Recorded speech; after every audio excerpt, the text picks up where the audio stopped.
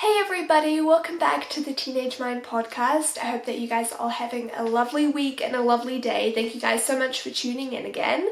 We are back with doing the virtual episodes, so I hope you guys are enjoying them.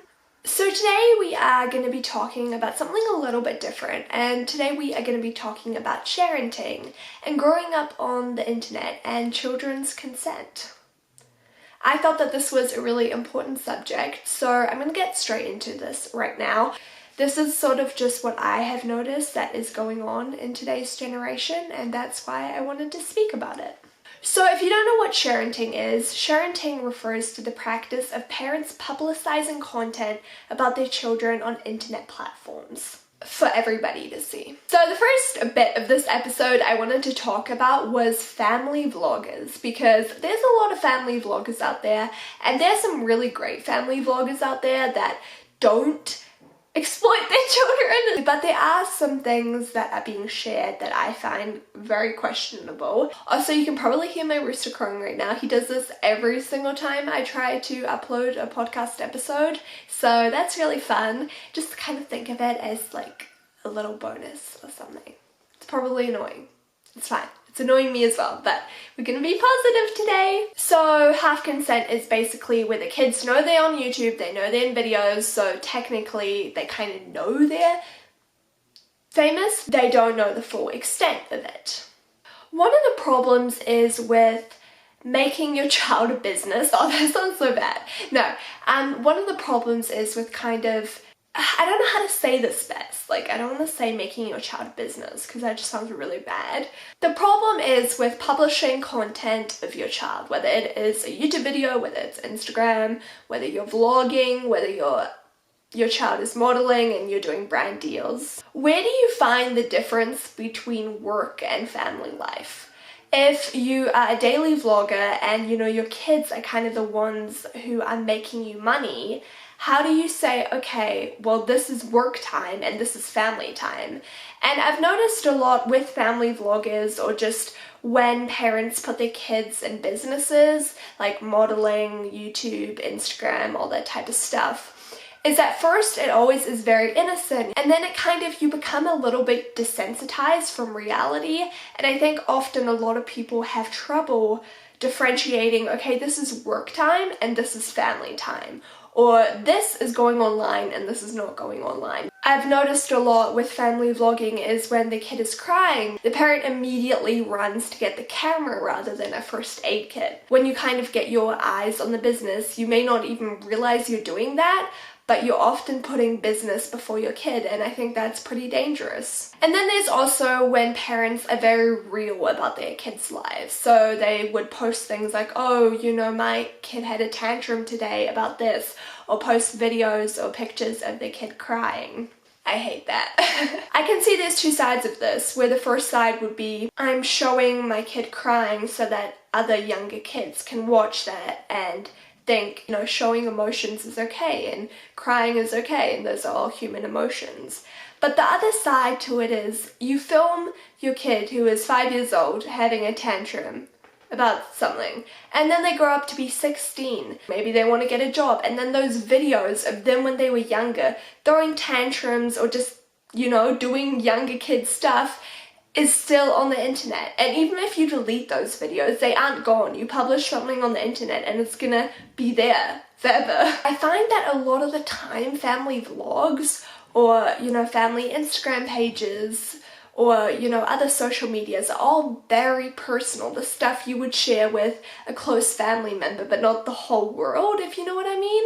And what is if your kid grows up and decides, actually, Mum, I never told you that that was okay to post those pictures of me in my nappies? I think there's a lot of consequences when you don't get your kids' consent. And also when they're younger, they aren't really mature enough to actually know the consequences of being on the internet and stuff.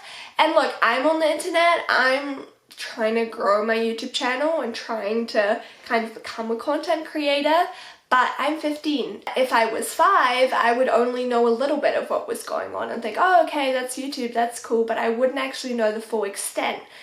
And I would also be 5, so how would you be able to make a mature decision when you're not mature yourself? Think about that. So in my last episode, I talked a lot about cancel culture. We've all seen celebrities being harassed and bullied for making mistakes. Often, you don't really understand what you're agreeing to, and often it's not your choice. It's just, oh, you know, my parents run a YouTube channel and I've been on it ever since I was born, and you know, that's my normal. You don't actually consent to it. The problem is that when people look at celebrities, they don't see ages. They don't see, oh, that's a kid. They just hold them at the same standard that they would with celebrities, which is stupid because they're kids. So I remember seeing this girl on social media, and there was there were pictures and videos, and it was basically a family prank. I hate family pranks, they're so stupid. Personal opinion though. If you like them, you do you. Whatever. But the prank was basically that all her siblings were getting Christmas gifts, really nice Christmas gifts, and she was the only one who didn't get a gift or stockings or anything. And then towards the end, like, they gave her gifts and her stocking, and it's a prank, surprise. And she was crying. And I remember the comments. Oh my goodness, this little girl is such a brat. I'm sorry, but she is 5. Why would you, I mean, it's a fun prank, but send it to your family. Be like, oh my goodness, Teresa didn't get it. That's not even her name. I can't remember her name, but oh my goodness, she didn't get a Christmas gift. Here's her reaction, lol.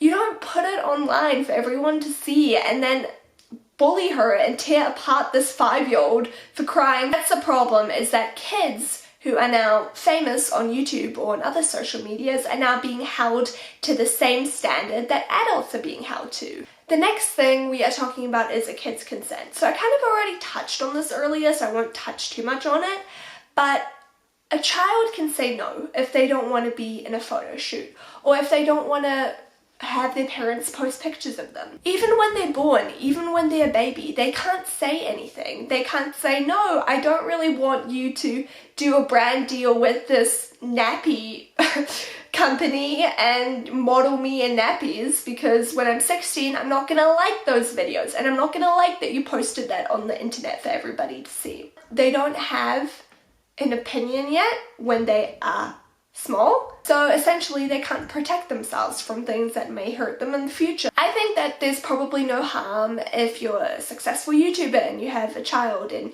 you want to show everybody that you have a kid, but I think how much is too much? Documenting their whole life when they're really young, from the time they're crying to when they're throwing a tantrum, just for everybody to see on the internet and everybody to judge without your kid's consent. Another thing is that a lot of the time kids are disconnected from reality if you do this, because if you have a really famous toy channel and you are constantly being sent toys, then you are kind of led into this false reality.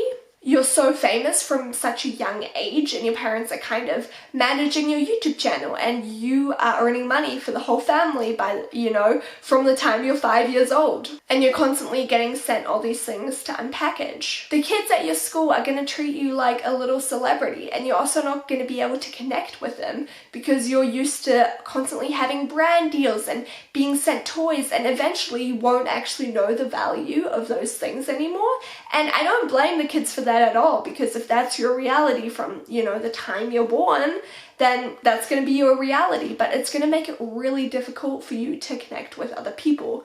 And when you say, actually, I am the breadwinner of my family and I have been since I've been a child and I don't want to do that anymore, and that would be so much pressure because you've been earning money for your family your whole life, and when do you get time to just be a kid and do what you want to do? I just had a great thought and then I completely forgot about it. It just seems very personal. So at the end of the day, it is a kid's right to say no, and it's important for parents to understand that, you know, actually that kid can't make a decision yet. Is this a good decision for them? Is this going to serve them in the future? How is this going to affect their life? And, you know, if your parents are constantly posting pictures of you or sharenting, then you have the right to stand up and say, actually, that's not okay. I don't like that. And that's totally okay. Anyways, guys, thank you for listening to this episode, and thank you for those of you guys who watched it. If you're watching this virtually, please give this video a thumbs up if you enjoyed it, and also make sure to subscribe. If you want to follow the podcast, the podcast social media, I will link everything down below if you feel like it. Have a great week, everybody. New episodes come out every single Monday, USA time. or Eastern Standard Time. Bye everybody, see ya!